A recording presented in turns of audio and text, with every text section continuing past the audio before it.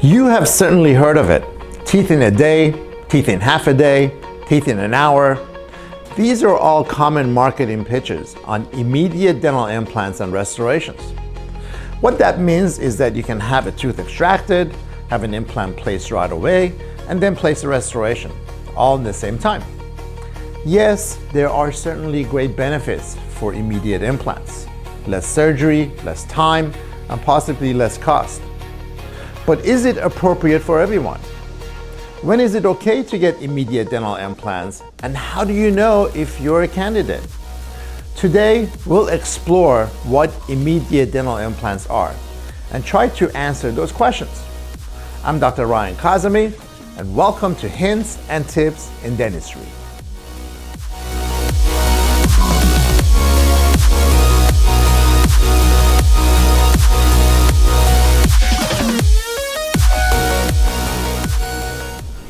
When a tooth becomes non-restorable, whether due to deep caries, fractures, or bone loss, an extraction and replacement with a dental implant is often the only choice. As is the case in this patient with a fractured crown, residual root that cannot be restored. And if we kind of look at the options for dental implant placement, there are primarily two ways we can do this. The first option is what's known as an immediate dental implant, and the second is known as delayed. In an immediate dental implant, the implant is placed at the time of the tooth extraction at the same time. Whereas in the delayed fashion, the implant is placed 2 to 3 months after the tooth extraction, and in circumstances where we have to graft the area, perhaps 3 to 4 months. Let's take a look at immediate implant and how it works. Once the tooth is extracted, immediately at the same time the implant is positioned and placed. It can be restored with a temporary restoration in some circumstances. Otherwise, it's allowed to heal for about 3 to 4 months to go through its integration process before receiving the final restoration. In the second scenario, where we have a delayed placement, the extraction of the tooth is completed first. The site is allowed to heal for 2 to 3 months before placement of the implant, followed by another 3 to 4 months of implant healing before the final restoration. Certainly delayed placement of implant is probably more of a conventional, perhaps a safer route to go for avoiding any complications, but the choice between the immediate and delayed implants should be made based on criteria that we'll discuss shortly. So if we look at the comparison between immediate and delayed implant placement, we see that there are some benefits into the immediate approach. First of all, less overall treatment time. Second, less number of visits and surgeries. And lastly, comparable success and predictability between the immediate and delayed approaches. So immediate dental implants are certainly a procedure of choice and can be done if certain criteria are met. First of all, it's important that we have no infection in the extraction socket. If there is existing infection, it's more predictable to treat the infection and come back in a delayed fashion for implant at a later time. It's important that we have adequate bone present. If there is significant amount of bone missing, it is best to graft the site, develop the implant site, and then return 3 to 4 months later to place the implant then. Third, the implant has to have good primary stability. What that means is that once the tooth is extracted and the implant is placed, the implant has to be quite stable in the bone with no mobilities. Otherwise, it'll have a poor prognosis and a high failure rate. And finally, the right implant position must not be compromised if we do an immediate fashion.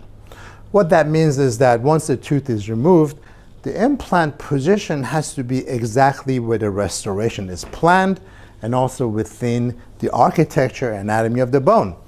And in some cases, we don't necessarily want to follow the anatomy of the root of where to place the immediate implant.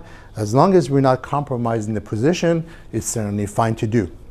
And it's very important that we pay attention to these important factors, because any of these criteria that are violated will increase the risk of implant failure, bone loss, as well as poor results, and certainly not the intended outcome.